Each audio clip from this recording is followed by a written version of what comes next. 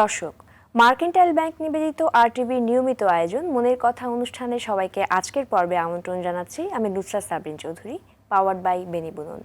প্রতিটি মানুষের জীবনে অস্থিরতা আছে, মানসিক অশান্তি আছে, কিন্তু এই অস্থিরতা ও মানসিক সমস্যা থেকে রেহাই পাওয়া কঠিন কিছু নয়, দরকার সচেতনতা। অস্থিতিশীল পরিবেশে অনেক ধরনের মানসিক সমস্যাই কিন্তু বেড়ে যায়, ঠিক তেমনি অনিশ্চয়তা মানসিক সমস্যারও একটা বিশাল কারণ হয়ে দাঁড়ায়। এই সময়ে মানসিক স্বাস্থ্যের যত্ন কেমন হতে পারে, আমাদের করণীয় কি, এই বিষয়গুলো নিয়েই কথা বলতে আজকের পর্বের বিষয় নির্ধারণ করা হয়েছে অস্থিতিশীলতা ও অনিশ্চয়তায় মানসিক স্বাস্থ্যের যত্ন।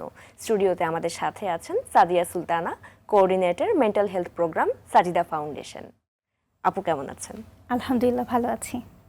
ধন্যবাদ আপু, আপনাকে আজকের পর্বে স্বাগতম। এবং আমরা আজকে যে বিষয়টা নিয়ে কথা বলছি, যে বর্তমান প্রেক্ষাপটে আমরা যদি দেখি যে অস্থিতিশীলতা একটা সামাজিক একটা অস্থির একটা সময় কিন্তু আমরা পার করছি, এবং সবসময় মনের মধ্যেও একটা অস্থিরতা কাজ করছে, যে এই সময়টাতে মানসিক স্বাস্থ্যের যত্নটা কেমন হওয়া উচিত সেই বিষয়ে আপনারা যেহেতু আপু এখন আপনারা প্র্যাকটিস করছেন এবং অনেক কেসেস পাচ্ছেন, কোন কোন মানসিক সমস্যাগুলো নিয়ে মানুষ আসছে আপনাদের কাছে? আসলেই এই টপিকটা খুবই সময় উপযোগী, কারণ যেটা যে আমরা সবাই আসলে দেখা যাচ্ছে যে আমরা যদি নিজেদের জায়গা থেকেও দেখি, আমরা তো আসলে ক্লায়েন্টদের কথা চিন্তা করে বলছি, কিন্তু আমরা যদি প্রত্যেকটা মানুষ নিজের জায়গা থেকেও একটু চিন্তা করে দেখি, আমরা নিজেরাও কিন্তু বিভিন্ন ধরনের অস্থিরতা, বিভিন্ন ধরনের ডিস্ট্রেসের মধ্যে দিয়ে যাচ্ছি। তো গত 2 মাসকে যদি আসলে বিচার করে দেখা যায় যে একটা খুবই অস্থিরতা, একটা অস্থিতিশীল পরিবেশের মধ্যে দিয়ে কিন্তু প্রত্যেকটা মানুষকে যেতে হয়েছে, কম বেশি সবাইকে। তো এখন দেখা যাচ্ছে যে এই পরিস্থিতিটা যখন আসলে পার হয়ে যাওয়ার পরে সেই সময়টাই কিন্তু আমরা একরকমভাবে রিয়্যাক্ট করেছি, একরকম ছিলাম, কিন্তু সময়টা পার হয়ে যাওয়ার পরে আমরা যেটা বলি যে একটা ইমার্জেন্সি বা ক্রাইসিস সিচুয়েশন যখন আসলে অ্যারাইজ করে, তার একটা আফটার ইফেক্ট থাকে কিন্তু, যেটার প্রভাব আসলে পরবর্তীতে, পরিস্থিতিটা পার হয়ে যাওয়ার পরবর্তীতে আসলে দেখা যায়, বিভিন্ন ধরনের লক্ষণ দেখা যায় মানুষের ভিতরে। তো আমরা যেহেতু আসলে সাজিদা ফাউন্ডেশন মেন্টাল হেলথ নিয়ে আসলে বেশ বড় পরিসরে কাজ করছি, তো আমাদের আসলে সুযোগ হচ্ছে বিভিন্নভাবে মানুষের কাছে যাওয়ার, মানুষের কথা শোনার। তো আমি শুধু একটু বলে নেই যে আমরা যে ধরনের কেস পাচ্ছি, তার আগে আমরা আসলে কোন কোন পরিসরে একটু কাজ করছি, কাদের সাথে কাজ করছি। তো আমরা এই পরিস্থিতিটা পার হয়ে যাওয়ার পরে আহত যারা আসলে স্টুডেন্টরা বা পাশাপাশি অন্যরা যারা আহত, ঢাকা মেডিকেল এবং নিটরে আমরা সাজিদা ফাউন্ডেশন থেকে পুরো হেলথ সাপোর্টটা এখানে দেওয়া হয়েছে। তো হেলথ সাপোর্টের মধ্যে অবশ্যই মেন্টাল হেলথ যেহেতু একটা কম্পোনেন্ট, তো আমাদের টিম থেকে একদম ফিজিক্যালি আমরা স্টুডেন্টদেরকে ভিজিট করে আমরা প্রাথমিক যে মানসিক স্বাস্থ্য একটা সেবা যেটা দেওয়া দরকার, সাইকোলজিক্যাল ফার্স্ট এইড যেটা বলে, যেটা প্রত্যেকটা ইমার্জেন্সি সিচুয়েশনের পরে আসলে দরকার হয়, সেটা আমরা আসলে দেওয়ার চেষ্টা করেছি সেখানে। যতটুকু আসলে এই পরিস্থিতিটা তো এমন যে তারা শারীরিকভাবে এমন ইনজুরি, হয়তোবা তারা যে যতটুকু কথা বলতে পারছে সেটুকুই তার জন্য আসলে বলতে পারাটা একটা ভালো লাগা, হয়তো বলার অবস্থাও থাকে না। এবং পাশাপাশি তাদের যারা আসলে কেয়ার গিভার তাদের সাথে আছে, তারাও কিন্তু অনেক ট্রমাটাইজ এবং ডিস্ট্রেসের মধ্যে আছে, অনিশ্চয়তার মধ্যে আছে। তো আমরা ফিজিক্যালি এই সাপোর্টটা হসপিটালে দিয়েছি, এবং পাশাপাশি আসলে এই যে আহত স্টুডেন্টদের আমরা স্টুডেন্ট এগনেস্ট অপারেশন থেকে বেশ একটা লম্বা লিস্ট পেয়েছি আমরা সাজিদা ফাউন্ডেশন থেকে, তাদেরকে প্রাইমারিলি রিচ করেছি, এবং সেখান থেকে যাদের মানসিক স্বাস্থ্যসেবা দরকার মনে হয়েছে, যেহেতু এই পরিস্থিতিতে দেশের আসলে সর্বত্র ছড়িয়ে ছিটিয়ে কিন্তু মানুষ আছে যাদের সেবাটা এখন দরকার, তো এই কারণে আমরা আসলে চেষ্টা করছি রিমোট সার্ভিসটাকে প্রমোট করার জন্য আমরা এই মানুষগুলোর কাছে পৌঁছাতে পারি। তো আমরা আসলে তাদেরকে একটা আউটগোয়িং কলের সার্ভিসের মাধ্যমে তাদের একটা মানসিক স্বাস্থ্য সেবা অ্যাসেস করে আমরা কাউন্সেলিংটা দেওয়ার চেষ্টা করছি, টেলি কাউন্সেলিং যেটা বলে, এবং এর মাধ্যমেই আসলে আমরা কেসগুলো পাচ্ছি। তো আমরা দেশের সর্বত্র থেকে বিভিন্ন ধরনের মানুষের সাথে আসলে কানেক্ট করার সুযোগ পাচ্ছি এর মাধ্যমে। তো এখন আপনার প্রশ্নটাই আসি, একটু আসলে ভূমিকা দিলাম যে আমরা কি ধরনের সেবাটা করছি, আপনাদের কর্ম পরিসরের বিষয়গুলো আসলে আপনি। তো যেটা আসলে যে আমরা যে ধরনের বিষয়গুলো দেখছি, যে মানুষের ভিতরে এই যে এই পরিস্থিতিটা যখন আসলে পরিস্থিতির মধ্যে ছিল, তারা কিন্তু অনেক ধরনের অনেক ঘটনা নিজের সাথে হয়েছে, এক্সপিরিয়েন্স করেছে, এবং চোখের সামনে অনেক কিছু ঘটেছে। তো আমরা কিন্তু সবাই জানি যে এই ধরনের ঘটনাগুলো যখন ঘটে, তখন কিন্তু ট্রমার সিমটমগুলো ঘটনাটা পার হয়ে যাওয়ার পরে কিন্তু আস্তে আস্তে দেখা দিতে থাকে। একটা অ্যাকুইট স্ট্রেস, অ্যাকুইট ট্রমা কিন্তু তার ভিতরে ধীরে ধীরে ডেভেলপ করতে থাকে। এবং আমরা কিন্তু অনেক মানুষের ভিতরে এই সিমটমগুলো এখন দেখছি, যারা আসলে এই আমি কিন্তু যারা আন্দোলনে সম্পৃক্ত ছিল তাদের কথাটা আগে বলছি। তো যারা আসলে চোখের সামনে দেখেছে একদম প্রত্যক্ষভাবে, যারা তার আশেপাশের মানুষকে গুলি খেতে দেখেছে, নিজে আহত হয়েছে, অনেক লাশ দেখেছে, অনেক রক্ত দেখেছে, এবং পুলিশের সাথে বলেন বা অন্যান্য দলের সাথে তাদের সরাসরি সংঘর্ষ হয়েছে, তারা আসল মানে আমরা তো আসলে শুনেছি, কিন্তু তারা তো কানে ওই জিনিসগুলো শুনতে পেয়েছে, দেখতে পেয়েছে, এক্সপেরিয়েন্স করেছে, সহিংসতার শিকার হয়েছে অনেক বেশি। এই জিনিসগুলো তাদের ভিতরে একটা ডিস্ট্রেস তৈরি করেছে। এবং এরকম অনেককে আমরা পেয়েছি যারা দেখা যাচ্ছে যে নিজের শারীরিকভাবে আহত। তো এই যে ট্রিটমেন্ট প্রসেসটা, এই প্রসেসটার মধ্যে দিয়ে যেতেও কিন্তু তার অনেক কষ্ট, কারণ এক একজনের 4 থেকে 5টা করে সার্জারি লাগছে, এমন তার শারীরিক কন্ডিশন। স্টুডেন্টগুলো অঙ্গহানি হচ্ছে এবং এদের বয়স কিন্তু দেখা যাচ্ছে যে আপনার 16-17 থেকে শুরু করে 25-এর মধ্যে, একদমই একটা ইয়াং এজে। তো তাদের যে সিমটমগুলো তাদের প্যারেন্টসদের কাছ থেকে বা কেয়ার গিভারদের কাছ থেকে শুনছি, তারা নিজেরাও বলছে তাদের যে পেইন, অনেকের মনে হচ্ছে যে আগের মতো স্বাভাবিক জীবন তারা ফিরে পাবে না, আগের মতো হয়তো বা হাঁটতে পারবে না, লেখাপড়াটা কি আগের মতো করতে পারবে, এই যে একটা অনিশ্চয়তা তৈরি হয়েছে। এবং পাশাপাশি কিন্তু এই যেই ঘটনাগুলোর মধ্যে দিয়ে তারা গিয়েছে, দেখা যাচ্ছে যে রাত্রে ঘুমের মধ্যে তারা কিন্তু ওই কথাগুলো মনে করে চিৎকার করে উঠছে, ফ্ল্যাশব্যাক হচ্ছে। এবং তার একজনের বাবা বলছিলেন যে তাকে হচ্ছে ঘুমের মধ্যে হাতটা চেপে ধরে রাখতে হয়, না হলে ঘুমের মধ্যেই সে লাফ দিয়ে ওঠে, এবং তার তো পায়ের সার্জারি, সো অনেক কনসার্ন থাকতে হয়।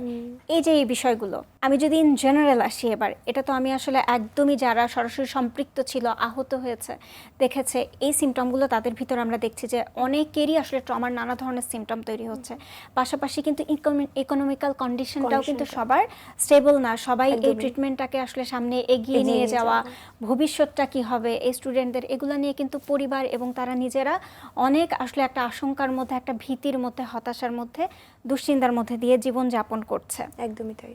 এর পাশাপাশি যদি জেনারেল মানুষদের কথা বলি, এই ঘটনাগুলো তো ঘটে যাওয়ার পরেও কিন্তু দেখেন আরো কিছু ঘটনা হয়েছে, চারিদিকে ভাঙচুর, আগুন দেয়া, একটা অনিশ্চয়তা, ডাকাতির যে জিনিসটা, যে যখন আসলে এরিয়াতে মানে এরিয়া ভেদে যখন ডাকাতিগুলো হচ্ছিল, রাতে যখন মসজিদে মাইকিং করা হচ্ছিল, এই আওয়াজটাও কিন্তু মানুষের জন্য একটা ভীতি, একটা ট্রমা, আতঙ্ক তৈরি করেছিল। যে মসজিদে মাইকিং করা হচ্ছে, ওই সময় দেখেছি হেলিকপ্টারের যে আওয়াজ, সেটাও কিন্তু এখন মানুষের মনে তাড়া করে বেড়ায়। হেলিকপ্টারটা যাওয়াটাও কিন্তু মানুষের জন্য, হেলিকপ্টারের আওয়াজ বা কোথাও অনেক পুলিশ দেখলে, আর্মি দেখলে, এই জিনিসগুলো কিন্তু মানুষের ভিতরে আতঙ্ক, ভয় তৈরি করেছে।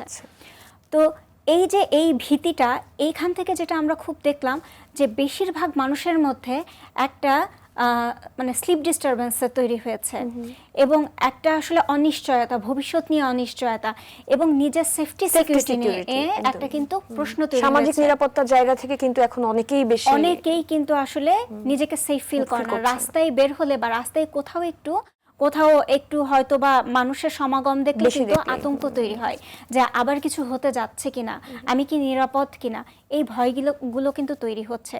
এবং স্লিপ ডিস্টারবেন্সটা আসলে আমরা যখন এটা বলবো যে আমরা প্রফেশনালরাও যখন আসলে সুপারভিশন নিয়েছি, আমরা নিজেদের ভিতরেও দেখছিলাম, আমরা ক্লায়েন্টদের কথা বলছি যে ক্লায়েন্টরা আমাদেরকে বলছে, এবং আমরা নিজেদের সাথে আসলে রিলেট করতে পারছিলাম যে হ্যাঁ, যেটা কম বেশি মানে জনসাধারণের মধ্যে এই জিনিসগুলো দেখা গিয়েছে যে আমরা আসলে নিরাপদ কিনা এটা নিয়ে নিজের ভিতরে একটা সংশয় দেখা দিচ্ছে। এবং এর পাশাপাশি এখন যে জিনিসগুলো দেখছি, যেহেতু একটা রাজনৈতিক দলের বদল হয়েছে, একটা পরিস্থিতির বদল হয়েছে, অনেকের কিন্তু কর্মসংস্থানটা নিয়েও কিন্তু একটা অনিশ্চয়তা দেখা দিয়েছে, ভীতি দেখা দিয়েছে, এবং অনেকের কিন্তু এখন দেখা যাচ্ছে যে চাকরি নেই, রদবদল হচ্ছে চাকরিতে। এর মধ্যে কিন্তু অনেক এই দলীয় ক্ষমতার কারণে যারা এখন হয়তোবা ক্ষমতাহীন, তারা কিন্তু অনেক থ্রেটের মধ্যে আছে, তাদের পরিবার অনেক থ্রেটের মধ্যে আছে।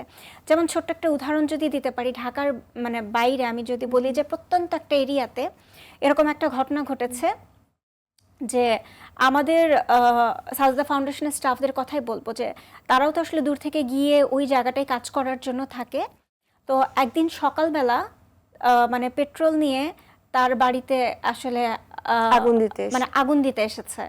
কেন আগুন দিতে এসেছে? কারণ সে তার সাথে তো আসলে তাদের কোনো দ্বন্দ্ব নেই, তাহলে কেন আগুন দিতে এসেছে? কারণ ভিন্ন দলাদলি, এই যে ক্ষমতা বা ভিন্ন এই মত, জায়গাটা, যে আমি হ্যাঁ, একটা জায়গা হয়তো বা সাপোর্ট করছি সেই জায়গা এই থেকে বাড়িটার মালিক আসলে যে দ্বন্দ্বটা আসলে তার সাথে। আচ্ছা। কিন্তু এই যে আমাদের যে স্টাফটা ওখানে আছে, তার ছোট বাচ্চা নিয়ে, তার বউ বাচ্চা, একটা সংসার নিয়ে সেখানে আছে, এই যে একটা আতঙ্ক, একটা নিশ্চয়তা যে আমি কি রাত্রে ঘুমাতে পারছি না ভয়ে যে রাতে যদি এসে আমার বাড়িতে আগুন দিয়ে দেয়।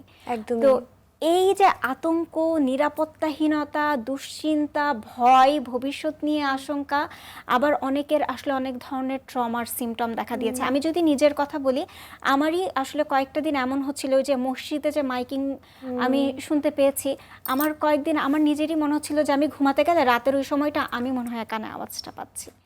তো হয়তো বা এই বিষয়টাই আমি আবার, বা আমি জানি, আমি কথা বলেছি, আমি সুপারভিশন নিয়েছি, আমি হয়তো বা ডিস্ট্রেসটাকে ওভারকাম করে বের হয়ে আসতে পেরেছি। কিন্তু যারা আসলে এই জায়গাগুলো থেকে নিজে অ্যাওয়ার না, বা নিজেই বুঝতে পারছে না নিজের সাথে কি হচ্ছে, তাদের ভিতরে কিন্তু এইগুলো একটা দীর্ঘমেয়াদী মানসিক সমস্যা তৈরি করে ফেলছে হওয়ার কিন্তু একটা চান্স থাকছে।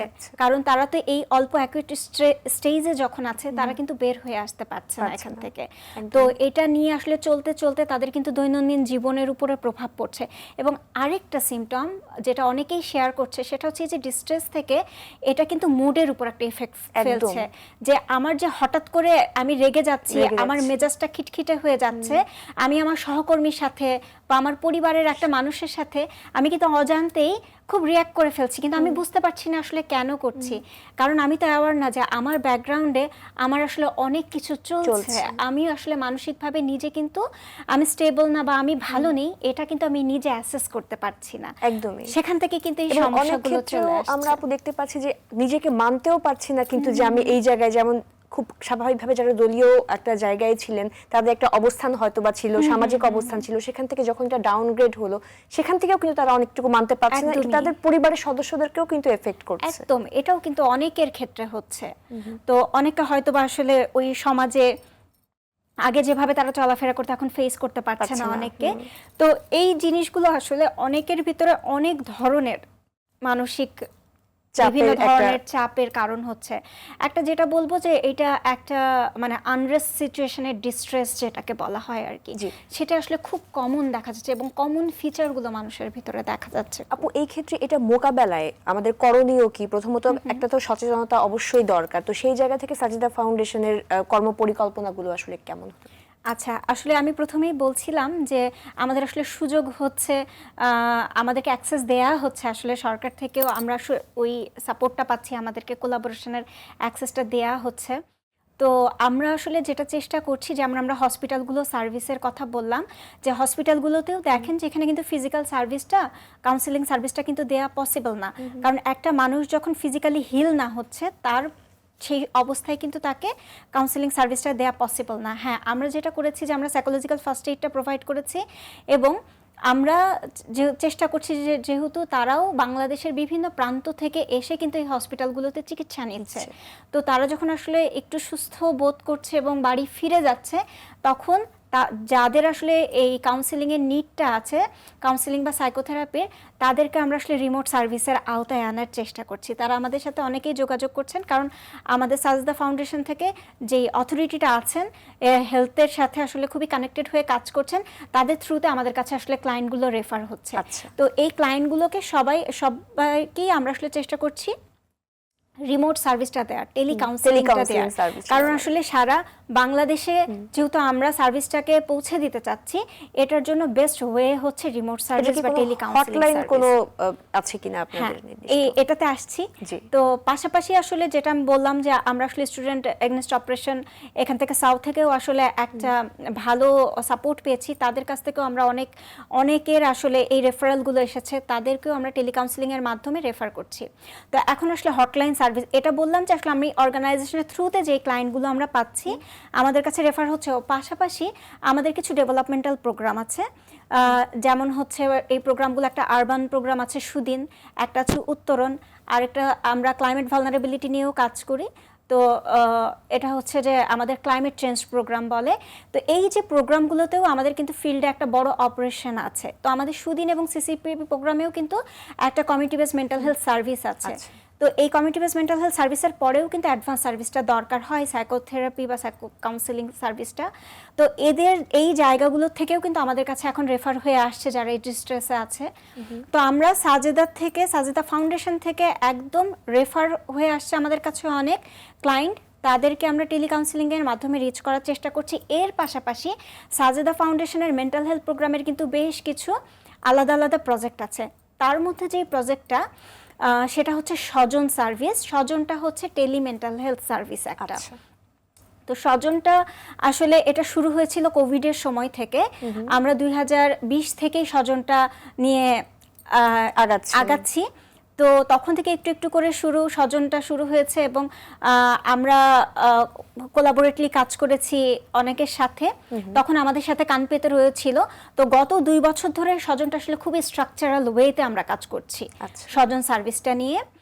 তো আমাদের এই সময় এসেও আসলে খুব মনে হয়েছে যে আমরা যদি আসলে সারা বাংলাদেশের বিভিন্ন প্রান্তে সার্ভিসটা পৌঁছে দিতে চাই। আমরা সবাই জানি আমাদের দেশে কিন্তু মেন্টাল হেলথ প্রফেশনাল আসলে নিড অনুযায়ী অনেক কিন্তু সংখ্যা কম। তো আমরা আসলে এইটাই আসলে এখানে চিন্তা করেছি যে আমরা কিভাবে মানে দ্বার প্রান্তে নিয়ে যেতে পারি সার্ভিসটা। এটা একটাই আসলে পন্থা হতে পারে, সেটা টেলি মেন্টাল হেলথ সার্ভিস। কারণ এখন কিন্তু আমাদের এমন কোনো ঘর নাই যে ঘরে একটি ফোন নাই, বাট স্মার্টফোনের মাধ্যমে হতে পারে। আমরা এই জন্য আসলে সার্ভিসটাকে আমরা স্বজনটাকে বলি আসলে এফোর্ডেবল অ্যান্ড অ্যাক্সেসেবল। কারণ যে কোনো মানুষজন এই সার্ভিসটাকে অ্যাক্সেস করতে পারে। তো আমাদের একটা হটলাইন নাম্বার আছে এবং স্বজনের একটা ফেসবুক পেজ আছে। যেই ফেসবুক পেজে গেলে আপনি নাম্বারটা পেয়ে যাচ্ছেন স্বজনের। তো স্বজনের নাম্বারটাও আমরা শেয়ার করে দিব, যেন স্বজনের নাম্বারটাও আপনারা শেয়ার করতে পারেন প্রোগ্রামের মাধ্যমে। স্বজনের সার্ভিসটা হচ্ছে যে এই হটলাইন নাম্বারে আপনি কল করতে পারছেন। আমাদের আসলে রোস্টার ভিত্তিক, আমাদের শিফট ভিত্তিক, এখানে সব সময় আমাদের মেন্টাল হেলথ প্রফেশনালরা আসলে থাকছে কলগুলো রিসিভ করার জন্য। তো ইনিশিয়ালি আসলে আপনি যে কোনো কথা বলার জন্য মন খুলে এখানে ফোন দিতে পারেন। আপনার যে কোনো সমস্যা নিয়ে আপনি কথা বলতে পারেন।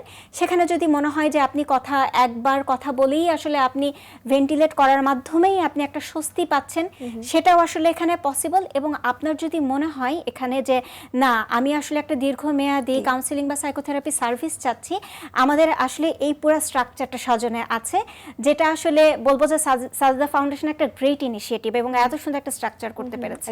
পাশাপাশি যে জায়গাটা এখন আসলে সোশ্যাল মিডিয়া কিন্তু আমাদের জন্য মেন্টাল হেলথের মানে ভালো থাকার, মানে মানসিক স্বাস্থ্য ভালো রাখার ক্ষেত্রেও কিন্তু একটা ব্যারিয়ার হিসেবে অনেক ক্ষেত্রে কাজ করছে। আমরা এই বিষয়টাতে আপু আসবো ছোট্ট একটা বিরতির পর। অবশ্যই।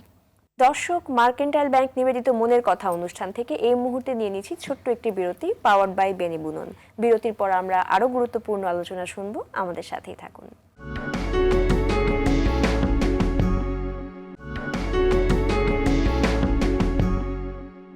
বিরতির পর সবাইকে আরও একবার স্বাগত মার্কেন্টাইল ব্যাংক নিবেদিত মনের কথা অনুষ্ঠানে, পাওয়ার্ড বাই বেনি বুনন। আজকের পর্বের বিষয় অস্থিতিশীলতা ও অনিশ্চয়তায় মানসিক স্বাস্থ্যের যত্ন।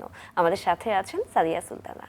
আপু, যেটা বলছিলাম যে সোশ্যাল মিডিয়া আসলে এখন অনেক বেশি ব্যারিয়ার, এটা নিয়ে যদি আমিও একটু বলি, যখনই স্বাভাবিকভাবে এখন তো কোনটা আসলে রিউমার, এত ইনফরমেশন, আমরা কিন্তু আসলে কোনটা সলিড বা কোনটা জেনুইন সেটা কিন্তু আসলে বোঝার কোনো সাধ্য নাই।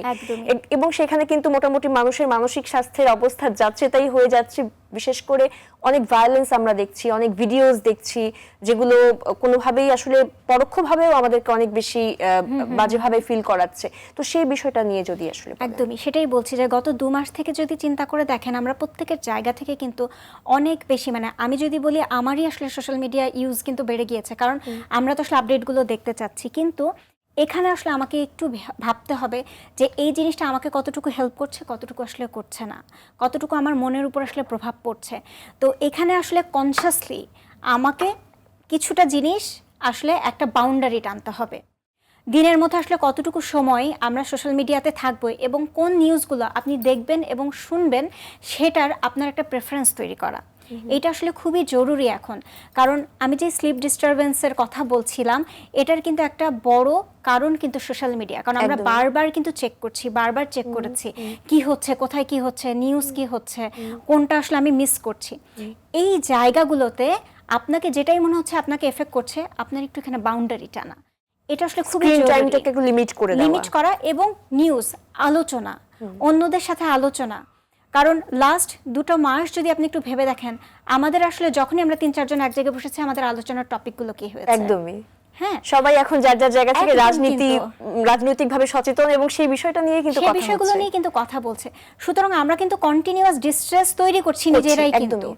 তো সেখানে আলোচনার টপিকগুলোকে আমরা একটু বদলাই, যদি আমরা আসলে নিজেদের ভালো লাগার কিছু টপিক নিয়ে কথা বলা শুরু করি, আমরা এখন একটু যদি আড্ডার মোডে আসি, আবার ফিরে সেই রাজনৈতিক আলোচনা থেকে, আমরা চায়ের কাপে ঝড়টা ঠিকই তুলবো, কিন্তু একটু আনন্দের হোক জিনিসটা, ডিস্ট্রেসের না হোক। তো এটাই আমি বলছি যে আমাদের আসলে সেলফ কেয়ারের এটা একটা পার্ট, যে এই বাউন্ডারিগুলো একটু তৈরি করা। একদমই। আপুর সাথে সরি আমি একটু ইন্টারাপ্ট করছি, যেখানে আমরা কিন্তু এখন দেখছি আগে আমাদের বন্ধু বান্ধবের মাঝেই স্বাভাবিকভাবে প্রত্যেকের রাজনৈতিক মতাদর্শ আলাদা, তো যখনই আমি শুনছি যে সে হয়তো আমার থেকে ভিন্ন মতের কেউ, আমরা কিন্তু একসেপ্ট করতে পারছি না, বা সেখানে আমরা আর্গুমেন্টে চলে যাচ্ছি। এখান থেকে কিন্তু অনেক শত্রু আমরা তৈরি করে ফেলছি, কাছের মানুষ দূরে চলে যাচ্ছে, সম্পর্ক নষ্ট হচ্ছে। সেই জায়গাগুলোতে নিজেকে কি করে একটু বাউন্ডারি তৈরি করা যায়? খুবই চমৎকার একটা পয়েন্ট বলেছেন। এই জায়গাটাতে একটা সহজ কথা বলবো, যে দেখেন আমরা এখানে আসলে 2 মানুষ বসে আছি, আপনি আসলে একটা মূল্যবোধ ক্যারি করছেন, আপনার ভ্যালুটা একরকম, আমার ভ্যালুটা একরকম। কারণ আমরা প্রত্যেকটা মানুষই আলাদা পরিবারে জন্মগ্রহণ করেছি, আলাদা সমাজে, আলাদা কালচারে বড় হয়েছি। আমরা প্রত্যেকটা মানুষই আসলে আলাদা হব, আমার চিন্তা ভাবনা পছন্দ আলাদা হবে, তাই না? সো আমি আর আপনি যদি এখানে আসলে একই বিষয় নিয়ে কথা বলছি, কিন্তু আপনি এক পোশাকে বসেছেন, আমি আরেক পোশাকে বসে আছি, কারণ আপনার প্রেফারেন্স একটা, আমার প্রেফারেন্স একটা। সুতরাং এই এক্সাম্পলটা দেয়া যে আপনার জায়গায় আসলে যেমন আপনি ঠিক, আমার জায়গায় তেমন আমি ঠিক, আমাদের মূল্যবোধগুলো আসলে আলাদা। কিন্তু আমরা যখন নিজের মূল্যবোধটাকে ঠিক মনে করে আরেকজনের উপরে চাপিয়ে দেই, তখনই আমাদের দ্বন্দ্ব তৈরি হয়। তো আমাদের আসলে প্রত্যেকটা মানুষের লাইফ পজিশন হওয়া দরকার, I am okay, you are also okay. তোমার মতামত তোমার কাছে যেমন ঠিক, আমার মতামতটাও আমার কাছে ঠিক। আমারটাও যেমন চেঞ্জ করতে হবে না, আমার আসলে অন্য কেউ চেঞ্জ করার প্রয়োজন নেই। এই বাউন্ডারিটা যদি আমরা সেট করতে পারি, শুধু এই আলোচনা না, দেখবেন যে আমরা জীবনের অনেক জায়গায় ভালো আছি সম্পর্কে। এটা কিন্তু খুব জরুরি। আপু, আরেকটা বিষয় এখন আমরা দেখছি যে স্বাভাবিকভাবে একটা বড় ধরনের সংস্কারের মধ্য দিয়ে আমরা যখন গেছি, তো এখন কিন্তু বাক স্বাধীনতা যেমন বলছি সবার আসলে আছে, কিন্তু আমরা কিন্তু ভুলে গেছি যে আসলে কোথায় থামতে হবে বা কিভাবে বলতে হবে। একটা জিনিস প্রসিড করারও তো একটা ওয়ে আছে, একটা সময় আছে। তো এখন যেভাবে পারছে সেটাই, একজন হলেও আন্দোলনে নেমে যাচ্ছে, কিন্তু সবকিছু যে আমাকে একটা সময় দিতে হবে, সেই জিনিসটা আমাদের অনেকটুকুই আমরা সেখান থেকে অ্যাওয়ার না। তো কি মনে করেন যে এই সময়টাকে আসলে কিভাবে সামনে নিয়ে আসা যায়, বা আরো কতটুকু দায়িত্বশীলভাবে আচরণগুলো আসলে করা যায়? এটা অবশ্য আরেকটা চমৎকার পয়েন্ট, যেটা আমরা আসলে এখন সবাই খুবই ফেস করছি। তবে এটা হয় কি, যখন আসলে এরকম ধরনের কোনো অস্থির একটা পরিস্থিতি তৈরি হয়, এবং এই যে দেখেন যে মানুষগুলো আসলে রাজপথে ছিল বা এটার সাথে সম্পৃক্ত ছিল, আমরা যারা ঘরে ছিলাম তাদের ভিতরেও কিন্তু একটা কি বলবো, আমরা কিন্তু একাত্মতা প্রকাশ করেছি না, এবং যে যার জায়গা থেকে কিন্তু আমরা চেষ্টা করেছি, যুদ্ধটা কিন্তু সবার মাঝেই ছিল একটা, তো একটা কিন্তু এনার্জি জেনারেট হয়েছে। হ্যাঁ, এই এনার্জিটা না, এরকম যখন একটা পরিস্থিতি তৈরি হয়, এই এনার্জিটা আসলে শেষ হয় না। এই এনার্জির রূপটা আসলে বদল হতে থাকে, এবং মানুষের ভিতরে এটা আসলে প্রবাহিত হতেই থাকে। তো তখন যেটা হয়, যে এই এনার্জিটা আমরা আসলে ধরে রাখার জন্য প্রত্যেকটা জিনিসকেই কিন্তু এখন দেখা যাচ্ছে আমরা মনে করছি যে না, এটা যেহেতু বলতে পেরেছি, আমি তো এটাও বলতে পারবো। হ্যাঁ, কারণ ওই এনার্জিটা আমি এখনো হোল্ড করছি, যে আমি এটা পেরেছি, ওইটাও পারবো, ওইটা যদি বলতে পারি তাহলে আরেকটাও পারবো। কিন্তু আমরা আসলে র্যাশনালাইজ করতে ভুলে যাই। এই এনার্জিটা যখন থাকে, এই উদ্যমটা যখন আসলে থাকে, আমরা অনেক সময় আসলে ভুল ঠিক বিচার করার জায়গাটাই আর থাকি না, শুধু সামনে এগিয়ে যেতে হবে এই এনার্জিটাকে নিয়ে, এটাই কিন্তু মাথায় রাখি। কিন্তু মনে হয় যে যখনই মনে করছেন যে হ্যাঁ এটাও আমি করতে পারি, তো এখন আমরা আসলে অনেকটা পরিস্থিতি পার হয়ে আমরা কিন্তু একটা স্বাভাবিক জায়গার দিকে যাওয়ার চেষ্টা করছি সবাই মিলে। আসলে এই সময়টাতে আমাদের একটা জিনিস নিয়ে যখন আমি চিন্তা করছি, যখন আমি আসলে মনে করছি এইটা নিয়েও আসলে দাবি আমি করতে পারি, আসলে এখানে একটু র্যাশনালাইজ করা, একদমই এটা ঠিক। এবং যেটা বলে যে একটু প্রস অ্যান্ড কনস ভাবা, আসলে এটার সুবিধা অসুবিধাগুলো ভাবা, এটা ঠিক বা কতটুকু বেঠিক, কতটুকু এটা করা যায়, কতটুকু করা যায় না, এই জিনিসগুলো আসলে নিজের ভিতরে এই লজিক্যাল থিঙ্কিংয়ের জায়গাটাকে একটু অ্যাক্টিভ করা। যদি আমি অবশ্যই আমি আমার জায়গা থেকে আসলে আমার একটা চাওয়া, একটা দাবি আমি রাখতেই পারি, কিন্তু সেটা অবশ্যই যেন লজিক্যাল হয়। আমার নিজের দিক থেকেও যেন একটা বাউন্ডারি থাকে, যে আমি আসলে চাইলেই যেন, মানে আমার কোনো বাউন্ডারি নেই, আমি চাইলে যা ইচ্ছা তাই করতে পারি। এই বিষয়টা না করে নিজের একটা আসলে বাউন্ডারি সেট করা, এবং ওইটা লজিক্যাল বাউন্ডারি। একদমই। হ্যাঁ, একটু চিন্তা করে তারপর আসলে স্টেপ নেওয়া, এটা আসলে নিজের কিন্তু মেন্টাল হেলথের জন্য অনেকটা ভালো। এটা আপনি সোশ্যাল লাইফ বলেন, মেন্টাল হেলথ বলেন, দুইটাতেই আসলে একটা ভালো প্রভাব ফেলবে। জি আপু, এই যে সোশ্যাল লাইফ, সোশ্যাল মিডিয়া বা যেটাই আমরা বলি না কেন, যে এখন সামাজিক যোগাযোগ মাধ্যমগুলোতে তো আমরা সবাই কম বেশি এখন অ্যাক্টিভ, এই ক্ষেত্রে ফিল্টার করার ক্ষেত্রে আপনি কোন কোন টিপসগুলো আসলে শেয়ার করবেন? যে আমি অনেকে একটা স্ট্যাটাস দিয়ে দিচ্ছে, সেখানে পাল্টা কেউ কিছু কমেন্ট করছে, সেটা নিয়ে মানুষ কিন্তু অ্যাগ্রেসিভ হয়ে যাচ্ছে, ইরিটেটেড হয়ে যাচ্ছে এবং ঝগড়া লেগে যাচ্ছে মোটামুটি একটা বিষয়। তো এই জিনিসগুলোতে যদি একটু কিভাবে কন্ট্রোল আনা যায় সেটাকে যদি একটু বলেন। সেটা প্রথমেই যেটা বললাম যে কেন ঝগড়াটা লাগছে, কারণ মতবিরোধ, আমি আরেকজনের মতকে মেনে নিতে পারছি না, আমি আমার জায়গায় ঠিক, সে তার জায়গায় ঠিক, দুজন একটা সার্টেন একটা পয়েন্টে আসতে পারছি না, সো আমাদের ভিতরে একটা দ্বন্দ্ব লেগে যাচ্ছে। তো এই প্র্যাকটিসটা আসলে খুবই টাফ আমাদের জন্য, যে আমি আসলে আমার জায়গায় ঠিক থেকে আমি আরেকজনকেও ঠিক বলবো, সেটা আমাদের চোখে আসলে I am okay you are not okay পজিশনটা is very comfortable for us. So আমরা এখান থেকে নিজেদেরকে আসলে ডিল করে অপারেট করে থাকি। এই কারণেই দেখা যায় কিন্তু এই কনফ্লিক্টগুলো তৈরি হচ্ছে, পাল্টা আক্রমণ করে কথা বলা। তবে আপনি যেটা বললেন না, যে আসলে সোশ্যাল মিডিয়ার ক্ষেত্রে আসলে টিপস, এটা আমি প্রত্যেকটা মানুষের উপরে ছেড়ে দেব, যে আপনি নিজেই আসলে আপনার বাউন্ডারিটা তৈরি করেন, যে কোন জিনিসটা আপনাকে এফেক্ট করছে, আপনি কোনটা মনে করছেন যে এই বিষয়টা নিয়ে আসলে আপনি আর দেখতে চান না, শুনতে চান না, এই কথাগুলো কানে আসলে বা এই জিনিসগুলো দেখলেই আপনার মনে হচ্ছে যে আপনার ভালো থাকাটা আসলে ব্যাহত হচ্ছে, তাহলে সেই জায়গাটাই আপনি বাউন্ডারিটা সেট করেন সোশ্যাল মিডিয়াতে। যেমন আমি যদি আমার নিজের কথা বলি, আমি আসলে নিজের উদাহরণটা দিতে স্বাচ্ছন্দ্য বোধ করি, কারণ আমি নিজে কিভাবে করছি, এটা আসলে প্রত্যেকটা মানুষ তার মতো করে করতে পারে। অনেক ধন্যবাদ আপু। আমরা অনুষ্ঠানের প্রায় শেষ পর্যায়ে চলে এসেছি, একটু যদি জানতে চাই যে স্লিপ হাইজিনের বিষয়, এখন যেহেতু সবাই ঘুমের সমস্যার মধ্যে দিয়ে কিন্তু কম বেশি আমরা যাচ্ছি, এবং একটা আতঙ্ক, যে ফ্ল্যাশব্যাক, এটা কিন্তু এবং নাইটমেয়ারস হচ্ছে, খুব বেশি হচ্ছে। তো কোয়ালিটি স্লিপ যেটা আমরা বলি, সেটা কিন্তু আমরা কেউ আসলে সেইভাবে করে মেনটেন করতে পারছি না, ঘুমের সময়ের তারতম্য হয়ে গেছে। তো ঘুমটাকে কিভাবে ঠিক করা যায়, স্লিপ হাইজিনটা কি করে মেনটেন করা যায়? আসলে যেটা প্রথম থেকে বারবার বলছিলাম, যেটা খুবই দেখা যাচ্ছে সবার ভিতরে, তো প্রথমে যেটা বলবো, যে এমন যদি হয় যে আপনি আসলে কোনো কিছু নিয়ে খুবই সিভিয়ার ডিস্ট্রেসে আছেন, আপনার অ্যাংজাইটিটা আসলে খুব মানে স্বাভাবিক পর্যায়ে নাই, যেটা আপনাকে ঘুমের জন্য বাধাগ্রস্ত করছে, স্বাভাবিক জীবনটাকে ব্যাহত করছে, যদি এমন হয় যে আপনি সিভিয়ার কোনো অ্যাংজাইটির কারণে, ডিস্ট্রেসের কারণে বা কোনো ট্রমাটিক ইভেন্ট আপনাকে তাড়া করছে দেখে আপনি হয়তো বা ঘুমাতে পারছেন না, ওই ঘটনাগুলোই বারবার মনে পড়ছে, এমন কিছু হয়েছে যেটাই আপনার বারবার চোখের সামনে ভেসে উঠছে ঘুমাতে গেলে, তাহলে বুঝতে হবে যে শুধু টিপস দিয়ে আমার আসলে স্লিপ হাইজিনটা হবে না, আমার তাহলে এই যে ব্যাকগ্রাউন্ডে যে ইস্যুগুলো কাজ করছে, এগুলো নিয়ে আমাকে কাজ করতে হবে, খুবই কনসিয়াসলি কাজ করতে হবে, আমার কাউন্সেলিং নিতে হবে বা কারোর সাথে কথা বলতে হবে, এইটা প্রথম। এবং যদি এমন হয়, আর শুধু যদি এমন হয় যে আমাদের আসলে ডেইলি যে ডিস্ট্রেসগুলো হচ্ছে, আমার রুটিনটা এলোমেলো হয়ে গিয়েছে, তখন আমরা স্লিপ হাইজিনটাকে আবার আসলে মেনটেন করে এটাকে একটা নিয়মে আনতে পারি। তো সেই ক্ষেত্রে হতে পারে, আমরা খুব কমন রেগুলার যে জিনিসগুলো খুব সাজেস্ট করে থাকি, সেটা হচ্ছে ক্যাফেইন ইনটেকটা, আসলে নিজের ক্যাফেইন ইনটেকের পরিমাণটা কি, কেমন এবং আপনি কখন নিচ্ছেন, এটা সম্পর্কে সচেতন হওয়া। তো ঘুমের 3-4 ঘন্টা আগে থেকে আসলে কোনো ধরনের ক্যাফেইন ইনটেক না করা, এমন ধরনের কোনো আলোচনায় না যাওয়া, ঘুমের একটা 1-2 ঘন্টা আগে থেকে, যে জিনিসটা আপনার ভিতরে ডিস্ট্রেস তৈরি করতে পারে, যে জিনিসগুলো আপনার ভিতরে কমফোর্ট তৈরি করে, এই ধরনের কাজগুলো আসলে আপনি সন্ধ্যার পর থেকে বা একটা সময় থেকে আপনি চিন্তা করেন যে এই সময়ের পর থেকে আমি আমার কমফোর্ট জোনে চলে যাব।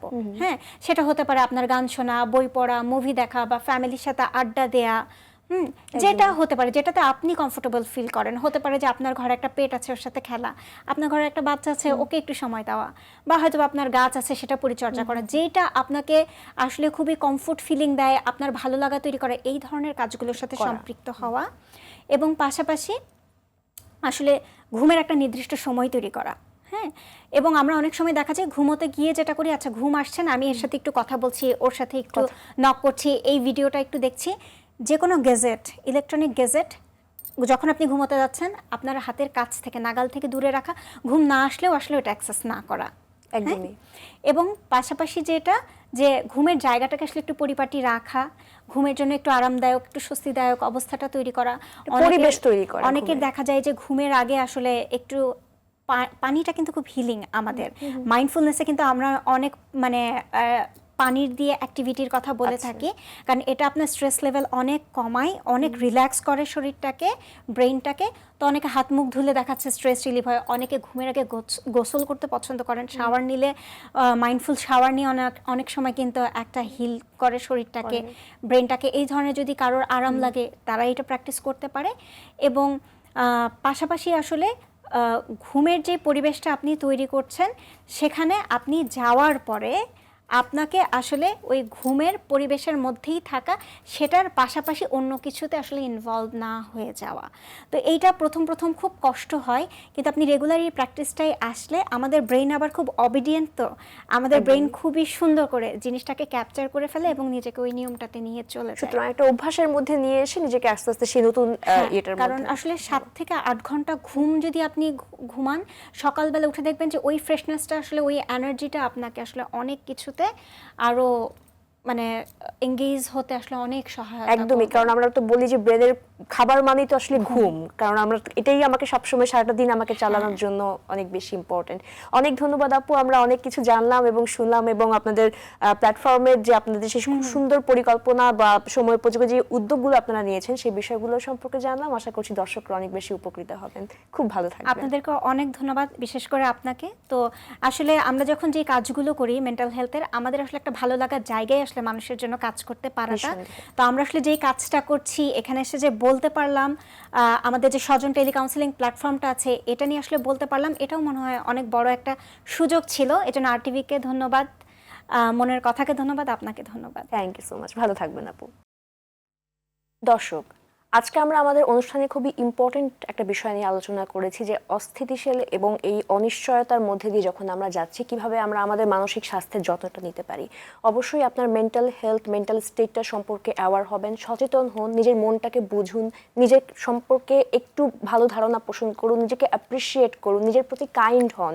এবং অবশ্যই যদি যখন কোনো সিমটম আপনি দেখছেন যে এটা আপনার দৈনন্দিন জীবনে প্রভাব ফেলছে, তখন অবশ্যই একজন মেন্টাল হেলথ প্র্যাকটিশনারের সঙ্গে যোগাযোগ করুন।